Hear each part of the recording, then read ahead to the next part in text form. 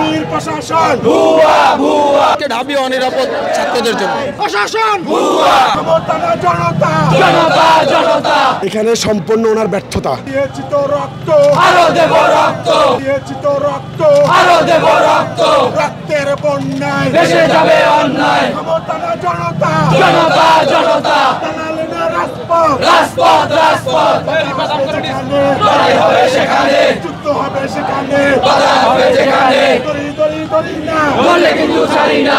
ঢাবির প্রশাসন ভুয়া ভুয়া, ঢাবির প্রশাসন ভুয়া ভুয়া, ঢাবির প্রশাসন ভুয়া ভুয়া, ঢাবির প্রশাসন ভুয়া ভুয়া, ছাত্রদলের রক্ত পিতা যেতে দেব না, পিতা যেতে দেব না, ছাত্রদলের রক্ত, ছাত্রদলের রক্ত পিতা যেতে দেব না, পিতা যেতে দেব না, ছাত্রদলের রক্ত, আমার ভাইয়ের রক্ত পিতা যেতে দেব না। আমার ভাই মরল আজকে আমরা সাম্য হত্যার দ্বারা বোঝাচ্ছে ঢাকা বিশ্ববিদ্যালয় অনিরাপদ ক্যাম্পাস, এটাই তার নিজস্ব ক্যাম্পাসে তাকে নৃশংসভাবে হত্যা করা হয়েছে।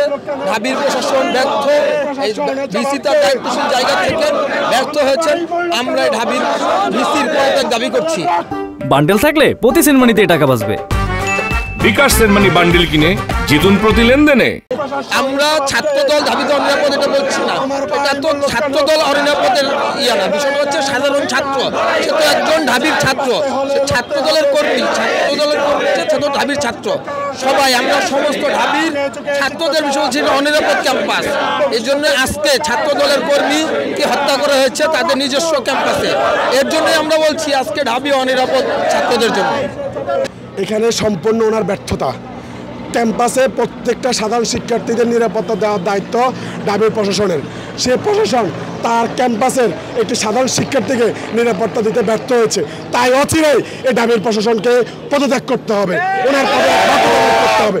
প্রশাসন যদি তার দায়িত্ব থাকতো তাহলে একটা সাধারণ শিক্ষার্থী মারা যেত না। প্রত্যেকটা ক্যাম্পাসের প্রত্যেকটা স্টুডেন্ট প্রত্যেকটা বিসির কাছে তার সন্তান সমতুল্য। যখন একটি সন্তান মারা যায় তখন একটি পিতা হইতে হয় শোকাহত। কিন্তু আমরা কালকে দেখেছি কি সম্পূর্ণ হিতের বিপরীত। তার মানে উনি কী বোঝাতে চাইছে? ওনার ক্যাম্পাসের একটা ছেলেকে, ওনার ক্যাম্পাসের একটা শিক্ষার্থীকে এভাবে কুপিয়ে হত্যা করা হয়েছে। ওনার কাছে এটা জবাব চাইতে যাওয়ার পরে উনি বলতেছে তোমরা আমাকে ইয়া করো, আমার গায়ে হাত তোলো। এটা কোনো কথা হলো? সন্তান তুল্য একজন পিতার এই আচরণ হতে পারে? একজন পিতা হবে এখানে উনি সর্বপ্রথম উনি এই শোককে শক্তিতে পরিণত করে উনি চাপাই পড়বে কীভাবে সন্ত্রাসীদেরকে যেভাবে গ্রেপ্তারে আনতে হবে, আইনের আওতায় আনতে হবে।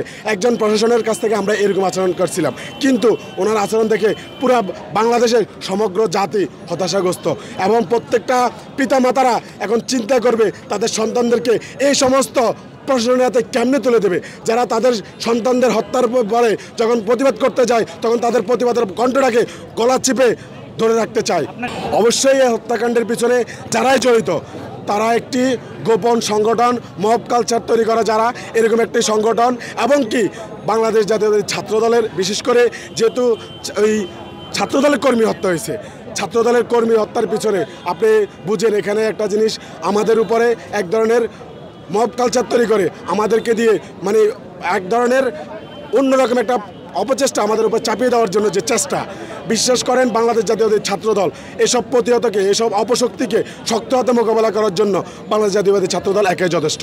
প্রশাসন ভুয়া, প্রশাসন ভুয়া, প্রশাসন ভুয়া, প্রশাসন ভুয়া, প্রশাসন ভুয়া, প্রশাসন ভুয়া, প্রশাসন ভুয়া, প্রশাসন ভুয়া।